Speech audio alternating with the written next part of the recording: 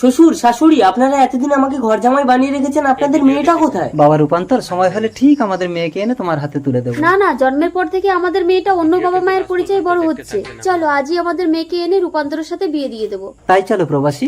চলো চলুন। বাবা সৈকত, আমার একমাত্র মেয়ে বর্ণনাকে বিয়ে করে তুমি এবারে ঘর জামাই হয়ে থাকবে। বাবু, আপনার লাগে কজন লোক আইসে দেখা করতে?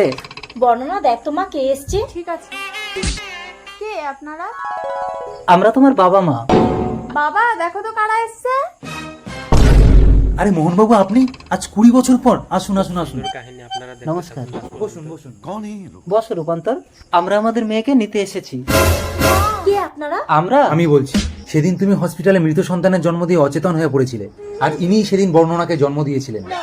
ডাক্তার এসে বলল, জ্ঞান ফিরে তুমি যদি মৃত সন্তানকে দেখো তাহলে তোমাকে আর বাঁচানো যাবে না। তখন আমার কান্না শুনে এই দেবী নিজের সদ্যজাত সন্তানকে তোমার কোলে তুলে দিয়ে এতকাল বুকে পাশান চেপেছিল। এত বড় সত্যটাকে কেন এতদিন গোপন করে রেখেছিলে? আমি যে বর্ণনাকে ছাড়া বাঁচবো না গো।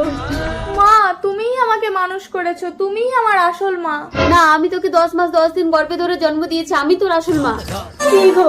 মোহনবাবু, আপনার কাছে আমার একান্ত অনুরোধ, মেয়ে সন্তান তো কারো ঘরে চিরকাল থাকে না। মনে করুন এই ছেলেটির সাথে আপনার মেয়ের বিয়ে দিয়ে দিয়েছেন। চন্দন বাবু, সেদিন আপনার স্ত্রীকে বাঁচানোর জন্য আপনার অনুরোধ আমি রেখেছিলাম, কিন্তু আজ আমাদের পছন্দের ছেলে রূপান্তরের সাথেই আমাদের মেয়ের বিয়ে দেবো। না, আমি সৈকতকে বিয়ে রক্ষাবন্ধনের করবো। এটা একটা সুন্দর ভিডিও। বর্ণনা, এনারাই তোমার আসল বাবা মা। রক্ষাবন্ধন আজ এই পবিত্র রাখি বন্ধনের দিনে তুমি আমার হাতে রাখি বেঁধে দাও। আমি তোমার দাদা হয়ে সারা জীবন তোমার পালিত বাবা মাকে দেখবো, আর তুমি সারা জীবনের জন্য তোমার আসল বাবা মায়ের কাছে ফিরে যাও।